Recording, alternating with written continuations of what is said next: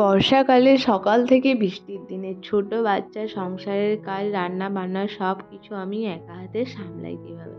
Hello বন্ধুরা, Radhe Radhe, good morning. আমি প্রিয়া, আমার একটি নতুন ব্লগে তোমাদের সকলকে জানাই অনেক স্বাগত। তো বন্ধুরা, এখন ঘড়ির কাঁটায় বাজে সকাল 7টা। আর কাল রাত থেকে অনবরত বৃষ্টি হয়েই যাচ্ছে, মানে কালকেও হয়েছে, আজকে সকালেও হচ্ছে, প্রায় 2 দিন বৃষ্টি হয়ে যাচ্ছে। আর দেখো, তোমরা দেখেই বুঝতে পারছো যে রাস্তাঘাট কি পরিমাণে কাদা হয়ে গেছে। আর মেয়ে আমার বাইরে যাওয়ার জন্য বায়না করছে, কিন্তু এই বর্ষাকালে বৃষ্টি করছে, বাইরে কোথায় নিয়ে ওকে যাবো বলো? তাই জন্য এই যে ওকে খেলনা নিয়ে খেলতে বসিয়ে দিচ্ছি, কিন্তু ওর নয় খেলনার প্রতি একটু মন নাই। ও হচ্ছে খেলনা নিয়ে খেলতেই চায় না। ও হচ্ছে একটু মানে কি বলবো, বাচ্চাদের সঙ্গে বেশি খেলতে চায়।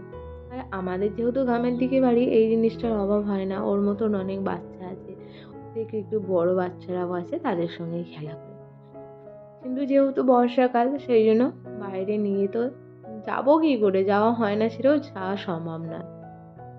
ওই জন্য এরকম খেলনা দিয়ে ওর সঙ্গে আমিও একটু খেলা করি।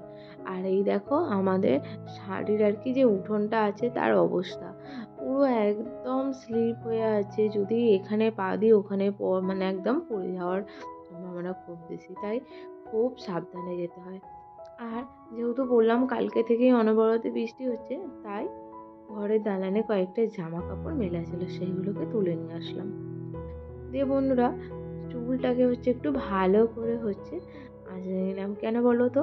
নিজেকে সবসময় হচ্ছে গোছালো রাখতে হয়। নিজেকে অগোছালো রাখলে না কোনো কাজে মন আসে না।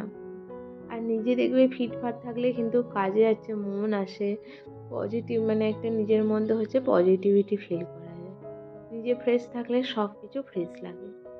আর এই যে দেখো, আমার না হোমিওপ্যাথি ওষুধ পায়ে কয়েকটা মানে কি বলবো, কড়া মতো হয়েছে, তো তার জন্য হোমিওপ্যাথি ওষুধ খাচ্ছি। আর হোমিওপ্যাথি ওষুধ খেতে না আমার একদমই ভালো লাগে না, কিন্তু খেতে হয়। আমার ওষুধ খাওয়াতেই ভালো লাগে না, যা বললো বুঝো। তারপর এই যে মেয়েকে খেলতে বসিয়ে দিয়েছি, দিয়ে মশারিটা গুছিয়ে নিচ্ছি।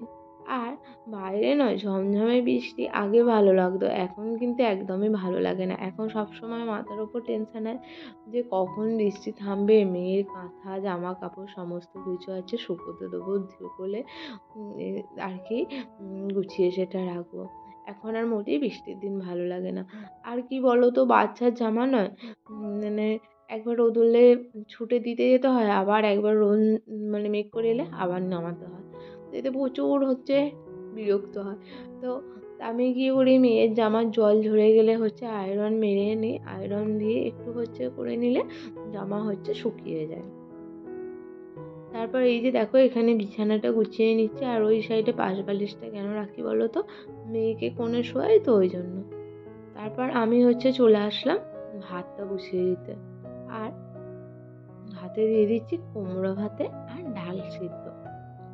ডাল সিদ্ধ কৌটো দিয়ে দিলে না খুব তাড়াতাড়ি হয়ে যায়, একবারে ভাতের সাথেই সিদ্ধ হয়ে যায়।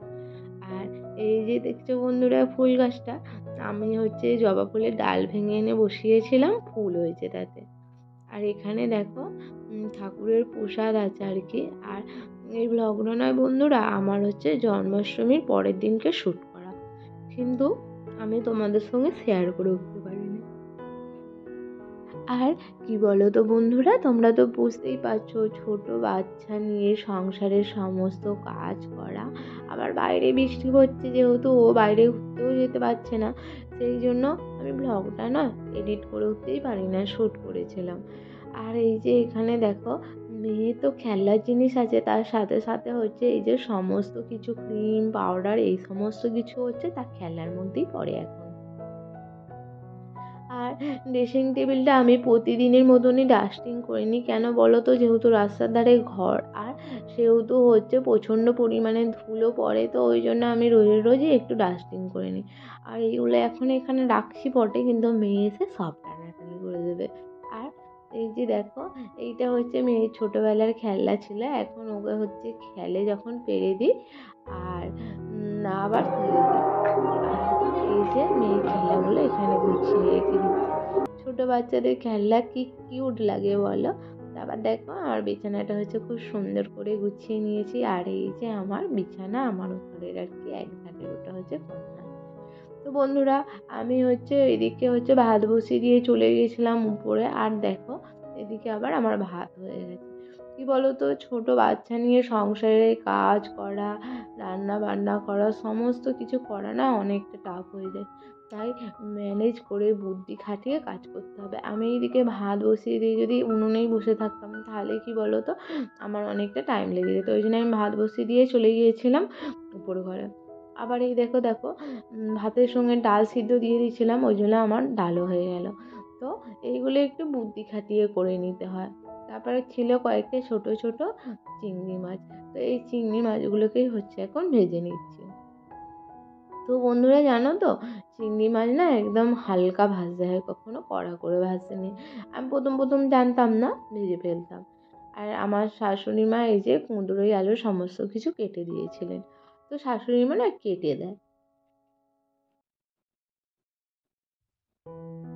দিয়ে হচ্ছে আমি তরকারিটা সিদ্ধ বসিয়ে দিলাম। দিয়ে আর কয়েকটা তুলসী পাতা তুলতে চলে এসেছিলাম। আমার একটা প্রতিদিনের অভ্যাস হয়ে গেছে, মানে যখনই আমি সময় পাই তখনই হচ্ছে 4টে-5টা করে তুলসী পাতা তুলে খাই। কেন বলো তো, তুলসী পাতা খেলে আমাদের শরীরে আয়রনের কিন্তু খুব কাজ করে, মানে আয়রন শূন্য হতেই দেয় না।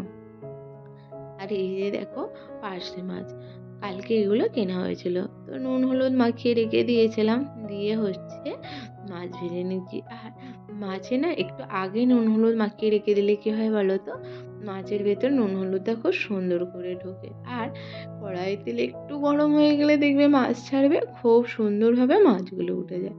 তো বন্ধুরা, আর আমি আর কি যখন মাছের ঝালটা করেছিলাম তোমাদের সঙ্গে শেয়ার করা হয়ে ওঠেনি। তো দেখো আমার আর কি মাছের ঝাল হয়েই গেছে। আর এখানে দেখো আমি না এই যে 2 রকম জবা ফুলের গাছের ডাল দিয়ে এসে বসিয়েছিলাম। তো বর্ষা জলে কিন্তু ধরে গেছে এখন।